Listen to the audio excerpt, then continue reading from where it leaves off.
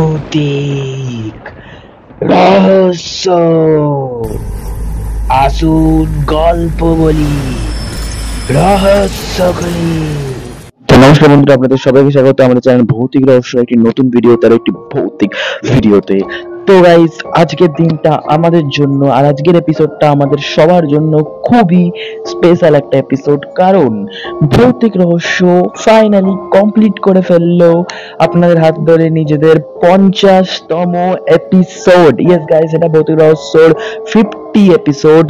তো অনেক অনেক অনেক অনেক অনেক অনেক অনেক অনেক অনেক ধন্যবাদ আপনাদের সবাইকে, যারা এই 2 বছর, কদিন পরে আমাদের 2 বছর হবে, এই 2 বছর আমাদের সাথে ছিলেন, আমাদের হাত ধরেছিলেন, আমাদের পাশে ছিলেন। এভাবেই সারা জীবন আমাদের পাশে থাকবেন, এভাবেই সারা জীবন আমাদেরকে সাপোর্ট করতে থাকবেন, যাতে এই 1K চ্যানেলটা একদিন 1 মিলিয়ন অব্দি যায়। সেই বিশ্বাসটা, সেই ভরসাটা দুটোই আপনাদের প্রতি আমার আছে। তো প্রথমত অনেক অনেক অনেক থ্যাংক ইউ। আমার চ্যানেলে সাবস্ক্রাইবার 1K হোক বা 100 হোক বা 200 যাই হোক, সাবস্ক্রাইবার বা লাইক বা ভিউজটা কথা না, এই 1 বছর মানে এই 2 বছরের কাছাকাছি যে আমরা চ্যানেলটাকে রাখতে পেরেছি, আপনাদেরকে voice, investigation, short film, short video উপহার দিতে পেরেছি, আপনাদেরকে আনন্দ দিতে পেরেছি, সেটাই আমাদের কাছে অনেক। আর আমরা আশা করব যে এভাবেই 50 থেকে 100, 100 থেকে 150, 150 থেকে 200 বিভিন্ন ভৌতিক ভৌতিক ভয়েস দিয়ে, ভৌতিক ভৌতিক এপিসোড দিয়ে আপনাদেরকে বা আপনাদের পাশে দাঁড়াতে পারবো। তো গাইস, থাম্বনেল দেখে বুঝেই গেছেন আজকের এপিসোডটা হতে চলেছে একটি স্পেশাল এপিসোড। তো কেন স্পেশাল এপিসোড? স্পেশাল এমন কি না, আজকেও আমি একটি ঘটনাই বলবো, যেরকম আমি প্রত্যেকটা এপিসোডে বলি, কিন্তু আজকে যে ঘটনাটি থাকছে সেই ঘটনাটি একদম অন্যরকম একটি ঘটনা। ইয়েস গাইস, হয়তো আমি প্রত্যেকটা ভিডিওতেই বলি অন্যরকম, কিন্তু আপনারা এই ভয়েসটা মানে এই পুরো গল্পটা শুনলে বুঝতে পারবেন যে সত্যি এই গল্পটা কতটা ভয়ানক, এই গল্পটা ঠিক কতটা ভয়ের। হয়তো খুব বেশি ভয়ের না, কিন্তু এটুকু বলতে পারি এই গল্পটা শুনতে আপনাদের খুব ইন্টারেস্টিং লাগবে। এবং এই 50টা, এর আগে যে 49টা এপিসোড আপনারা শুনেছেন, প্রত্যেকটা এপিসোডের মধ্যে এইটাই হতে চলেছে হয়তো সব থেকে ভয়ঙ্কর একটি ঘটনা। তো ঘটনাটি একটু বড় আছে, তো পুরো ঘটনাটি আপনাদেরকে শোনার অনুরোধ রইল। পুরো ঘটনাটি শোনার পর যদি ভালো লাগে তাহলে অবশ্যই ভিডিওটাকে লাইক করে দেবেন, চ্যানেলটিকে সাবস্ক্রাইব করে দেবেন। আর ভিডিওটি মানে শুরু করার আগে, ঘটনাটি শুরু করার আগে আরো একবার আপনাদেরকে থ্যাংক ইউ সো মাচ এভাবে ভৌতিক রহস্যের পাশে থাকার জন্য। তো বেশি কথা বলে আপনাদের সময় নষ্ট করব না, শুরু করব আজকের 50তম স্পেশাল এপিসোড। তো আজকের এই 50তম স্পেশাল এপিসোডে যে ঘটনাটি আমাদের কাছে এসেছে, সেই ঘটনাটি আমাদেরকে পাঠিয়েছে শেওড়াফুলি থেকে তনিমা দাস। তো তনিমা দাসকে অনেক অনেক ধন্যবাদ এই ঘটনাটি পাঠানোর জন্য। তো তনিমা দাসের এই যে ঘটনাটি, এই ঘটনাটি আমাদের কাছে এসেছিল আজ থেকে প্রায় 2 মাসের কাছাকাছি, 2 মাস আগে। বাট আমরা ঘটনাটি বলিনি, তখন আমাদের চ্যানেলে 30, 35, 40 এরকম সামথিং কিছু এপিসোড ছিল। আমরা এই এপিসোডটাকে বাঁচিয়ে রেখেছিলাম, মানে এই ঘটনাটিকে বাঁচিয়ে রেখেছিলাম এই 50তম এপিসোডের জন্য। সুতরাং তনিমা দাস, যদি ঘটনাটি শুনে থাকো, তোমাকে প্রথমত থ্যাংক ইউ এরকম একটি ঘটনা পাঠানোর জন্য, দ্বিতীয়ত সরি তোমার ঘটনাটি দেরি করে শোনানোর জন্য। কিন্তু তোমার ঘটনাটি স্পেশাল এপিসোডে আমরা শোনাচ্ছি। আর আপনাদের কাছে যদি এরকম কিছু ঘটনা আরো থেকে থাকে, আমাদেরকে অবশ্যই পাঠাবেন। তো বেশি কথা না বলে শুরু করবো আজকে ঘটনা, যেটা শেওড়াফুলি থেকে আমাদেরকে পাঠিয়েছে তনিমা দাস। তনিমা দাস যেভাবে লিখেছে আমি সেভাবেই পড়ে শোনাবো। তনিমা দাস লিখছেন, হাই গুড্ডু, ভৌতিক রহস্যর একজন খুব পুরনো শ্রোতা আমি। তোমাদের কে ঘটনা লেখার খুব ইচ্ছে আমার ছিল, কিন্তু বিশেষ কোনো কারণে ঘটনাটি আমি লিখতে পারিনি। এই ঘটনাটি আমার সাথে ঘটেছিল আমার যখন বিয়ে হয়, অর্থাৎ আজ থেকে প্রায় 5 বছর আগে।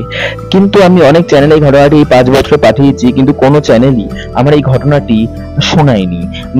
কিন্তু আমি আশা রাখবো, ভরসা রাখবো যে আমার এই ঘটনাটি আর কোনো চ্যানেলে শোনানো হোক বা না হোক, ভৌতিক রহস্য অবশ্যই শোনানো হবে। এবং তুমি এই ঘটনাটি তোমার মতো করে সুন্দর করে ভৌতিক রহস্য শ্রোতাদের উপহার দেবে। ইতি তনিমা দাস। তো তনিমা দাস এই কথাটি লিখে নিজে ঘটনাটি লিখেছে। তো আমরা বেশি কথা না বলে তনিমা দাসের ঘটনাটি শুরু করবো। তনিমা দাস ঠিক যেভাবে লিখেছে আমরা ঠিক সেভাবেই পড়ে শোনাবো।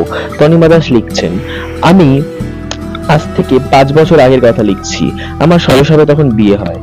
আমি গান করতে খুব ভালোবাসি, গান আমার জীবনের প্রথম ভালোবাসা বলাই যায়। আমি গান নিয়েই অনেক দূর এগোতে চেয়েছিলাম, বিশ্বভারতীর এবং আরো অনেক বড় বড় কিছু বিশ্ববিদ্যালয়ের সার্টিফিকেট আমার আছে, অনেক বড় বড় গানের স্কুলেও আমি প্রাইজ পেয়েছি। আমার বাড়িতে আমার গানের প্রাইজে, সার্টিফিকেটে, ট্রফিতে প্রায় ভরা ছিল। সুতরাং গানটাই হলো আমার প্রথম ভালোবাসা। এই গানের চক্করে আমার বয়স 22-23 হয়ে গেলেও কখনো ভালোবাসা বা প্রেমের চক্করে আমি পড়িনি। কিন্তু বয়সটা তো হয়ে গেছিল, আর বিয়ে দিতে হবে, তাই বাবা মা আমার বিয়ে ঠিক করলো কলকাতার সল্টলেকে এক গভর্নমেন্ট চাকরি করা ছেলের সাথে। ছেলেটিকে দেখতে শুনতেও ভালো এবং ছেলেটি ভালো আয়ও করে। সেটা শুনে আমার বাবা মা আমাকে ওখানে বিয়ে দেবে ঠিক করে। আমার বাবা মা আমার মত ছাড়া বিয়ে দেবে বলে এইটা কিন্তু ভুল যে আমার বাবা মা কম ভালোবাসতেন। আমার বাবা মা আমাকে জীবন দিয়ে ভালোবাসতেন। বাসতেন এই কারণেই বলছি, কারণ তারা কেউই এখন আর পৃথিবীতে নেই। গত 3 মাস আগে একটি অ্যাক্সিডেন্টে আমার বাবা, মা এবং আমার বৌদি, আমার যে দাদা ছিল তার বউ, তিনজনই মারা গেছে। তো সেসব কথা বাদ দিয়ে আমি ঘটনায় ফিরি। সম্বন্ধ ঠিক করা হয় সেই বাড়িতে। তার 3 থেকে 4 মাসের মধ্যেই আমার বিয়ে হয়। আমি সেই বাড়িতে গিয়ে খুব যে কষ্টে ছিলাম সেটাও না। আমার স্বামী আমায় খুব ভালোবাসতো, কিন্তু আমার শ্বশুর শাশুড়ি আমাকে পুরোপুরি না করে দেয় যেন আমি আমার বাপের বাড়ি না যাই এবং আমি গান ঠান করতে যেন বাইরে কোথাও না যাই। তার কারণ জিজ্ঞেস করলাম, শ্বশুর শাশুড়ি বলে যে ওরা নাকি এসব পছন্দ করে না যে কোনো বাড়ির বউ বাইরে গিয়ে এসব কাজ করুক। আমি সেটা আমার মা বাবাকে জানালে মা বাবা বলে, এ কি করবি বল মা, তুই একটু মানিয়ে নে। আমিও তাই ঠিক করি যে সবাই নিজের স্বামীর জন্য অনেক কিছু করে, আমি নয় আমার ভালোবাসা, আমার জীবন, সেই গানটাকে ত্যাগই করলাম। সেসব বাদ দিই। তার কিছুদিন পরেই আসে মূল ঘটনা। আমি জানতে পারি যে আমার বাড়ির লোক ব্ল্যাক ম্যাজিক করে। কি করে জানলাম সেই ঘটনাটাই আমি বলবো। আমি প্রথম প্রথম ওই বাড়িতে যাওয়ার পরেই যে আমার কোনো সন্দেহ হয়নি সেটা বলা ভুল হবে। এমন কিছু কিছু ঘটনা ওখানে ঘটেছে যেগুলোর পরে আমার সত্যি মনে সন্দেহ হয়েছে যে এদের মধ্যে এমন কিছু রয়েছে বা এরা আমার থেকে এমন কিছু আছে যেটা লুকাচ্ছে। যেমন প্রথমত একটা জিনিস আমি বাড়িতে যাওয়ার পরের দিন থেকে লক্ষ্য করতাম যে প্রত্যেকদিন দুপুরবেলা খাবার আগে আমার যে শ্বশুর মশাই সে খাবার আগে কাঁচা মাছ মাংস সেটা প্লেটে করে ছাদে নিয়ে যেত এবং ছাদে নিয়ে গিয়ে সেইটা নয় কার একটা উদ্দেশ্যে কি সব মন্ত্রপাঠ করে সেটা ছাদে দিয়ে আসতো। কার উদ্দেশ্যে দিয়ে আসতো সেটা জানতাম না। আর আমাকে বাড়ি থেকে কড়া করে বলে দেওয়া হয়েছিল যে ওই সময় যেন আমি ছাদে না যাই, তাহলে আমার জন্য খুব খারাপ হবে। আমি একদিন আমার শ্বশুর মশাইকে জিজ্ঞেস করি যে বাবা তুমি ওটা কার উদ্দেশ্যে দাও। তখন বাবা বলতো যে ওই খাবার নাকি আমাদের যে পূর্বপুরুষ, মানে তাদের যে পূর্বপুরুষ তাদের উদ্দেশ্যে দেওয়া হয়। আমি তখন তাকে এটাও জিজ্ঞেস করি যে তাহলে তুমি যদি পূর্বপুরুষদের উদ্দেশ্যে দাও তখন আমি তাহলে সেখানে যেতে পারবো না কেন? তখন আমি বাবাকে জিজ্ঞেস করলাম যে বাবা যদি এটা পূর্বপুরুষদের উদ্দেশ্যেই দেওয়া হয় তাহলে আমি কেন যেতে পারবো না, মানে আমি কেন ওই মুহূর্তে যেতে পারবো না বা বাড়ির কেউ কেন ওই মুহূর্তে যেতে পারবে না? তখন বাবা আমাকে বলল যে অত কিছু তোমার জানার দরকার নেই, এটাই নিয়ম তাই। তখন আমার একটা হালকা সন্দেহ হয়েছিল। আমার সন্দেহটা আরো বেড়েছিল যখন আমি বিয়ের পর এসেই দেখি যে গোটা বাড়িতে একটা ঠাকুর ঘর নেই। হ্যাঁ ঠিক, গোটা বাড়িতে নাকি একটা ঠাকুর ঘর নেই। আমি অবাক হয়ে যাই এবং আমি আমার শাশুড়ি মাকে জিজ্ঞেস করি যে মা এই বাড়িতে কোনো ঠাকুর ঘর নেই কেন? মা প্রথমে খুব ঘাবড়ে যায়, তারপর আমাকে জানায় যে আমার মানে তাদের নাকি একটা গুরুজি আছে, তাদের দীক্ষা নেওয়া, এবং সেই নাকি বলেছে বাড়িতে কোনো ঠাকুর ঘর রাখতে না, এবং সে নাকি একটি মন্ত্র বলেছে যে মন্ত্রটি 3 বার করে দিনে পাঠ করলেই হয়ে যায়, আর কোনো ঠাকুরের দরকার হয় না। সেটা শুনে আমি খুব অবাক হলাম যে এরকম আবার কি কথা যে কোনো বাড়িতে ঠাকুর ঘর নেই, এ তো জন্মে শুনিনি। তো যাই হোক, সে বিষয়টা নিয়ে আমি খুব বেশি এগোই না। এরপরেও যে ঘটনা থেমে যায় তা না, এরপরেও এরকম ছোট ছোট বিভিন্ন ঘটনা ঘটে যার থেকে আমি শিওর হয়ে যাই যে সত্যি হয়তো বাড়িতে এমন কিছু রয়েছে, বড় এমন কিছু করে যেটা আমার থেকে লুকাচ্ছে। একটা রাত্রির কথাই বলা যাক। সেদিন ছিল শনিবার, মানে শুক্রবার 12টার পর শনিবার পড়ে গেছিল। আমি রাতে ঘুমাচ্ছি, 3টে 3:30 বাজে, বাইরে তখন ভালো অন্ধকার। আমার ঘুম ভেঙে যায়। আমার ঘুম ভাঙতে আমি দেখি খুব বিচ্ছিরি রকম একটা পচা গন্ধ বেরোচ্ছে। আর আমার চারদিকে ধোঁয়ায় ভরে গেছে। আমি কিছুই বুঝতে পারছিলাম না যে এটা কিসের ধোঁয়া, আর এত পচা গন্ধটাই বা কিসের। আমি ওই ধোঁয়ার মধ্যে কিচ্ছু দেখতে পাচ্ছি না। ওই ধোঁয়াতেই চোখ ডলতে ডলতে আমি আমার খাটে মানে আমার বিছানায় পাশে হাত দিয়ে দেখি আমার পাশে আমার স্বামী নেই। আমি তার নাম ধরে আমার স্বামীকে জোরে জোরে ডাকতে থাকি আমার স্বামীর নাম ধরে, কিন্তু কোনো সাড়া পাই না। তখনই আমার হঠাৎ মনে পড়ে যে বিয়ের পর আমার স্বামী আমাকে একবার বলেছিল যে সে নাকি মাঝরাতে ঘুম না হলে মাঝে মাঝে আমাদের ঘরের পাশেই একটা স্টাডি রুম আছে, সেখানে গিয়ে বই টই পড়ে, একটু পড়াশোনা করে যাতে ঘুম আসে, এবং আমার স্বামীর একটা পুরনো অভ্যাস। তো আমি ভাবলাম যে হয়তো ও সেখানেই গেছে। এই স্টাডি রুমের উদ্দেশ্যে আমি গেলাম। এতই ধোঁয়া ছিল যে আমি নামতেই, ধোঁয়াটা এতটাই ছিল যে আমি কিভাবে স্টাডি রুমে যাব বুঝতে পারছিলাম না। তাও আমি কোনোভাবে আমার ফোনের ফ্ল্যাশ লাইট জ্বালিয়ে আস্তে আস্তে এপাশ ওপাশ করে স্টাডি রুম অব্দি গেলাম। স্টাডি রুমে গিয়ে আমি তাজ্জব হয়ে গেলাম। স্টাডি রুমটা ভেতর দিয়ে বন্ধ। যে স্টাডি রুম সব সময় খোলা থাকে সেটা ভেতর দিয়ে বন্ধ, এবং আমি বুঝতে পারি সেই ধোঁয়াটা ওই ভেতর থেকেই আসছে, এবং সেই পচা গন্ধটাও ওই ভেতর থেকে আসছে। এবং আমি কান দিয়ে শুনতে পারি ভেতরে কিরকম বিচ্ছিরি রকম একটা মন্ত্র পড়ার আওয়াজ হচ্ছে। আর এ তো আমার স্বামীর গলা, সেটাও আমি বুঝতে পারি। আমার স্বামী কিরম ভাবে একটা মন্ত্র পড়ছে আর কি যেন বিড়বিড় করে বলছে। আমি দরজাটা জোরে জোরে ঠক ঠক করতে থাকি। দরজাটা ঠক ঠক করলেও কেউ ভেতর থেকে সাড়া দেয় না। এরপর জোরে জোরে দরজা ঠকের ঠকের আওয়াজে সেই মন্ত্রটা থেমে যায়। ঠিক ওই সময় আমার শাশুড়ি মা এবং শ্বশুর সেখানে চলে আসে। এসে তাদেরকে আমি সব বললে তারা বিশ্বাসই করে না। তারা বলে, তুমি ঘুমের চোখে কি না কি দেখেছো, এসব সম্ভব না। আমার ছেলে হয়তো ভেতরে পড়াশোনা করছে। তার কিছুক্ষণের মধ্যেই ধোঁয়াটাও আস্তে আস্তে চলে গেল এবং গন্ধটাও চলে গেল। আমিও তাদের কথা মতো গিয়ে শুয়ে পড়লাম। সকালবেলা আমি স্বামীকে জিজ্ঞেস করলে স্বামী হাসতে হাসতে সব কথা উড়িয়ে দেয় এবং বলে যে তুমি ঘুমের চোখে কি নাকি শুনেছো। আমি তোমাকে বলেইছিলাম আমার পড়ার অভ্যাস আছে, আমি ভেতরে দরজা ছিটকানি দিয়ে পড়াশোনা করছিলাম। কি সব ধোঁয়া গন্ধের কথা বলছো, বাদ দাও তো। সেসব কথা এড়িয়ে এসে অফিস চলে যায়। ঠিক তার পরের দিন আমার শ্বশুর আর শাশুড়ি মা, মানে আমার যে শ্বশুর তার আমার যে শ্বশুর তার যে ছোট ভাই, তার বাড়ি আমাদের বাড়ির থেকে 15-20 মিনিট। তার শরীরটা হঠাৎ খারাপ হওয়ায় আমার শ্বশুর শাশুড়ি দুজনেই সেখানে যাবে বলে ঠিক করে। বিকেল 4টে সাড়ে 4টের সময় তারা বেরিয়ে যায়, এবং আমার স্বামী তো অফিসে, সুতরাং বাড়িতে আমি একা। আমি ঠিক করি যে এই সুযোগে আমি স্টাডি রুমে দেখবো এবং খুঁজে দেখবো যে ওখানে এমন কিছু পাই নাকি যাতে জানতে পারি যে সেদিন কি হচ্ছিল। কারণ এটুখানি আমি শিওর ছিলাম যে সেদিন যেগুলো হয়েছে সেগুলো কোনো ভুল না বা কোনো ঘুমের চোখে আমি বুঝতে পারিনি। আমি তারা বেরোনোর পরপরই স্টাডি রুমে যাই।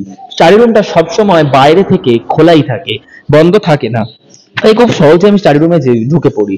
ঢুকে দেখি সেখানে লাইব্রেরির মতো প্রচুর বই খাতা, এবং সেই বই খাতার মধ্যে একটা ডেস্ক আমি খুলতে যাই, এবং আমি লক্ষ্য করি যে দুটো বইয়ের মাঝখানে লাল লাল কিছু একটা, সেটা টানতেই আমি দেখি একটা লাল পুটলির মতো, এবং তার ভেতরে কিছু একটা আছে। এবং আমি পরিষ্কার বুঝতে পারি যে গন্ধটা এই পুটলি থেকেই আসছে। পুটলিটা হাতে নিতেই দুর্গন্ধে আমার গা গুলিয়ে ওঠে। আমি বেশি কিছু না ভেবে একটা রুমাল দিয়ে মুখ চেপে জোরে একটানেই সেই পুটলিটা খুলে ফেলি, এবং সেই পুটলিটা দেখে আমার ভেতর থেকে একটা ঠান্ডা বাতাস বয়ে যায়, পায়ের তলা থেকে যেন মাটি সরে যায়।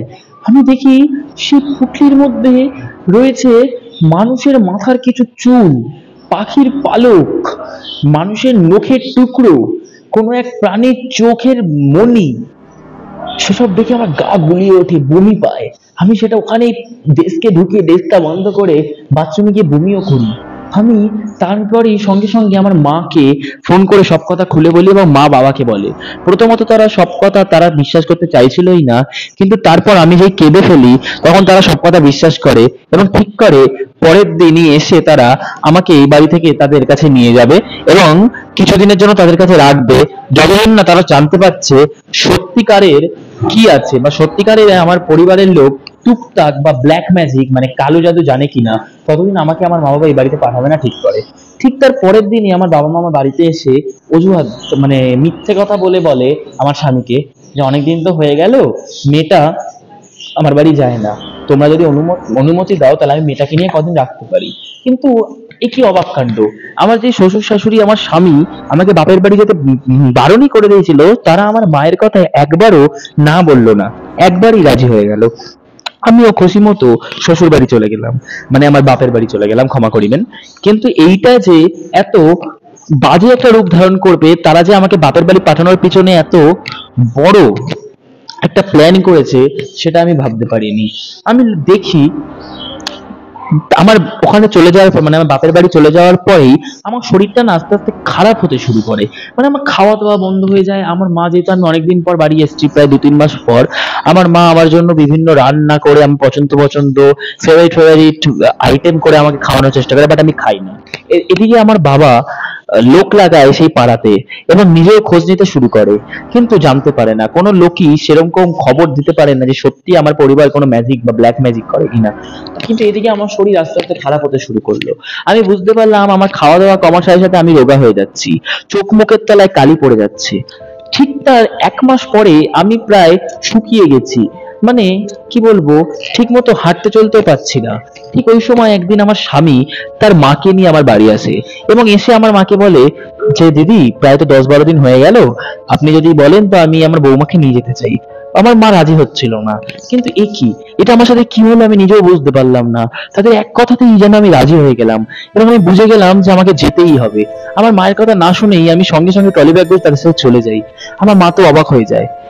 আমিও তখন বুঝতে পারছিলাম না যে এটা আমি কি করছি।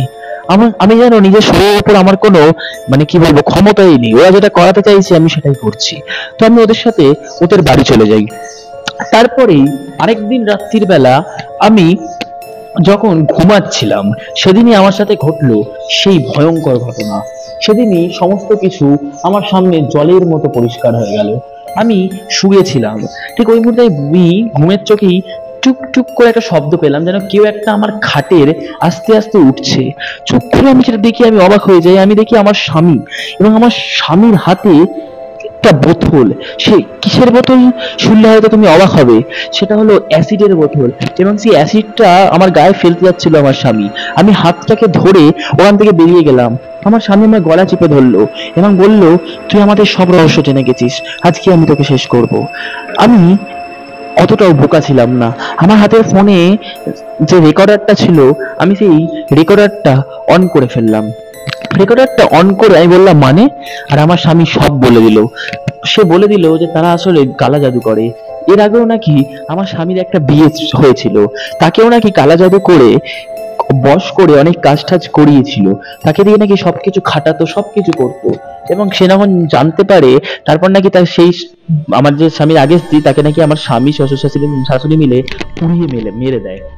তো সেটা শুনে সমস্ত কিছু আমি রেকর্ড করি, করে আমার স্বামী সবকিছু বলে। বলার পর আমার মুখে অ্যাসিড মারতে যাবে, আমি কোনোভাবে বেঁচে স্বামীর হাত থেকে কাঁচের অ্যাসিডের বোতলটা মাটিতে ফেলে দিই। অবশ্য তখন আমার পায়েও একটু অ্যাসিড পড়েছিল এবং পায়ের একটা আঙ্গুল প্রায় পুড়ে যায়। ওই যন্ত্রণা নিয়ে আমি রাস্তায় বেরিয়ে যাই। আর আমার স্বামী আমাকে আটকায়ও না, কারণ সে তো জানতো না যে আমার কাছে রেকর্ডার আছে। আমি সেখান থেকে সোজা চলে যাই পুলিশ স্টেশন। আমাদের বাড়ি থেকে 20 মিনিট দূরত্বে একটি পুলিশ স্টেশন ছিল। পুলিশ স্টেশনে গিয়ে আমি পুরো রেকর্ডিংটা শোনাই। সেদিনই রাত্রির বেলা সঙ্গে সঙ্গে পুলিশ নিয়ে আমি তাদের বাড়ি আসি এবং পুলিশ এসে আমার শ্বশুর শাশুড়ি এবং স্বামীকে ধরে, তাদেরকে জিজ্ঞেস করে। তারা প্রথমে কিছুই বলতে চাইছিল না এবং তারা বলছে যে পুলিশ যে এসছে তাদেরকে বলছে যে, তোমরা যে আমাকে ধরতে, তোমাদের কাছে কি প্রমাণ আছে? তখনই আমি পুরো রেকর্ডিংটা শোনাই। আমার স্বামী তো আমার উপর খুব রেগেছিল, যেন আমাকে কাছা গিলে খেয়ে নেবে এবং আমাকে তখনই মেরে ফেলবে। কিন্তু পুলিশ থাকাতে তারা কোনো সুবিধা করতে পারেনি। পুলিশের 3 জনকে নিয়ে যায়। তার কয়েক মাস পরেই শুনি যে তাদের 12 বছর না 10 বছর মতো জেল হয়েছে। তার কিছু মাস পরেই আমি মানে আমি বাপির বাড়িই থাকি। তার কয়েক মাস পরে আমার গানের স্কুলেরই একটি ছেলের সাথে আমার ভালোবাসা হয় এবং তার সাথে আমি বাড়িতে জানিয়ে সমতে বিয়ে করি। এবং আজ প্রায় 5 বছর কেটে গেল, আমি সুখে শান্তিতে ঘর করছি এবং আমি এক ছেলে আর এক মেয়ের মা। আমার ছেলের বয়স 3 বছর এবং আমার মেয়ের বয়স মাত্র 8 মাস। তো আমি খুব সুখেই আছি। তো আজকে সেই ঘটনাটি, যে ঘটনাটি আমার সাথে ঘটেছিল, সেই ঘটনাটি 5 বছর পূর্ণ হলো। তো তাই আমি ঘটনাটি ভৌতিক রহস্যকে লিখলাম এবং আমি আশা করবো ভৌতিক রহস্য এই ঘটনাটি অবশ্যই নিজের চ্যানেলে পড়ে শোনাবে। এবং আমি এটাও আশা করবো যে ভৌতিক রহস্য এর আগে যতগুলো ঘটনা এসছে, তার মধ্যে এই ঘটনাটা সব থেকে বেশি ইউনিক এবং এই ঘটনাটি ভৌতিক রহস্য শ্রোতাদের সব থেকে বেশি ভালো লাগবে। এই আশা নিয়ে আমি নিজের গল্প শেষ করলাম। ইতি তনিমা দাস। তো তনিমা দাসের এই হলো ঘটনা, যেটি তনিমা দাস আমাদেরকে লিখেছিল। তো গাইস, সিরিয়াসলি আমার গায়ে কাটা দিচ্ছে। জাস্ট আপনি ভাবুন যে আপনার বিয়ে হলো একটি বাড়িতে, ধরুন এবারে সেই বাড়িতে গিয়ে আপনি দেখতে পারলেন যে আপনার শ্বশুর কাঁচা মাছ মাংস ছাদে গিয়ে দিচ্ছে, আপনার শ্বশুর বাড়িতে কোনো ঠাকুর ঘর নেই, আপনি মাঝরাতে আপনার ঘুম ভাঙছে, দেখতেন চারদিকে ধোঁয়া, বাজে গন্ধ, তখন আপনার কেমন লাগবে? মানে আমি কথাটা বলছি আমার এরকম লাগছে, মানে যার সাথে ঘটেছিল সেই তনিমা দাসের কেমন লেগেছে আমি শুধু ভাবছি। মানে প্রথমত আপনাকে একটা স্যালুট, সত্যি এর থেকে কোনো ভালো ঘটনা হয়তো 50 নম্বর এপিসোডে হতে পারে না। আর আপনি একটি মেয়ে হয়ে যেভাবে নিজেকে এরকম একটি জায়গা থেকে বাঁচিয়েছেন, সত্যি সত্যি আপনাকে স্যালুট। আর ঘটনাটি আপনাদের কেমন লাগলো অবশ্যই জানাবেন। তো আমার মনে হয় না এর থেকে ভালো 50 নম্বর এপিসোডে আর কোনো ঘটনা হতে পারে। এরকম ঘটনা যদি আপনাদের কাছে আরো থাকে তাহলে আরো পাঠাবেন, কারণ এরপরও কিন্তু আরেকটা এপিসোড স্পেশাল আছে। সেটা 51 হতে পারে, 52, 53, 54, যে কোনো এপিসোড হতে পারে, সেটা জানি না। তার জন্য আপনাদের কি করতে হবে, ভৌতিক রহস্যকে সাবস্ক্রাইব করে নোটিফিকেশন অল করে রেখে দিতে হবে, যাতে যে কোনো এপিসোডের, সেটা ইনভেস্টিগেশন হোক বা ভয়েস বা ফিল্ম, সমস্ত কিছুর আপডেট সবার প্রথমে আপনারা পেতে পারেন, আপনি পেতে পারেন। তো অবশ্যই ভিডিওটিকে লাইক করে দেবেন, চ্যানেলটিকে সাবস্ক্রাইব করে দেবেন। দেখা হবে 51তম এপিসোড নিয়ে, হয়তো হয়তো আরো একটি স্পেশাল এপিসোড নিয়ে। টাটা, গুড নাইট, শুভরাত্রি।